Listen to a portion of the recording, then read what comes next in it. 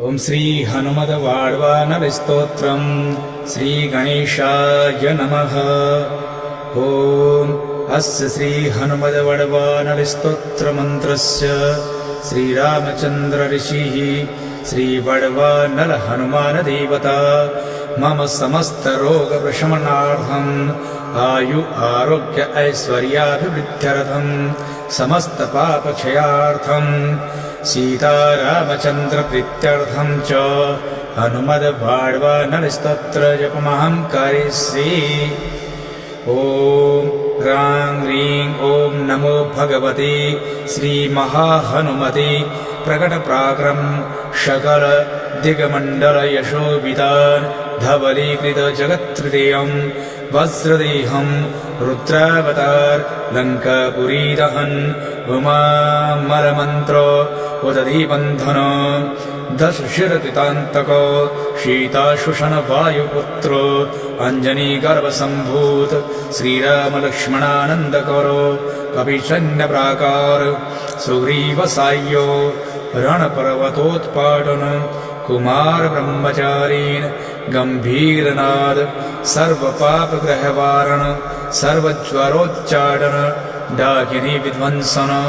ओम ह्रां ह्रीं ओम नमो भगवते महावीरवीराय सर्वदुःखनिवारणाय ग्रहमण्डल सर्वभूतमण्डल सर्वपिशाचमण्डलोच्चाटन भूतज्वर एकाहिक ज्वर द्वाहिक ज्वर त्रयाहिक ज्वर चातुर्थिक ज्वर शन्तापज्वर विषमज्वर तापज्वर माहेश्वर वैष्णवज्वरान् छिन्ति छिन्ति यक्ष ब्रह्म राक्षस सम्भूत प्रेत पिशाचान् उच्चाटय उच्चाटय।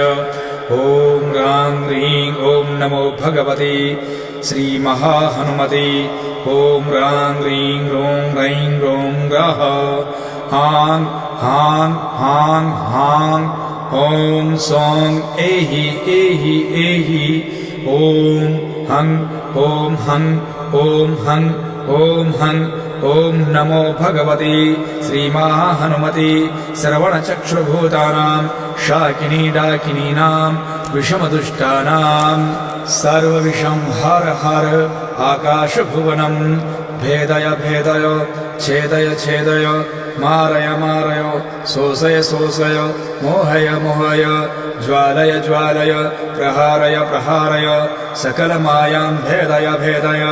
ओम ह्रां ह्रीं ओम नमो भगवते महाहनुमते सर्वग्रहोच्चाटन परबलं क्षोभय क्षोभय सकलबन्धनमोक्षणं कुरु कुरु शिरः शूर गुल्मशूर सर्वशूर निर्मूलय निर्मूलय नागपाशानन्त वासुकी तक्षक कर्कोटक कालियान यक्ष कुल जलगत बिलगत रात्रिंचर दिवाचर सर्वान् निर्विषं कुरु कुरु स्वाहा।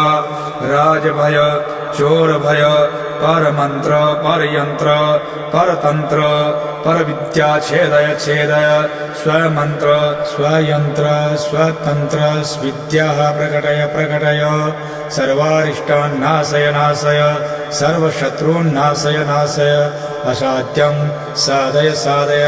ओम फट् स्वाहा इति श्री विभीषण कृतं हनुमद्वाड्वानरस्तोत्रं सम्पूर्णम्।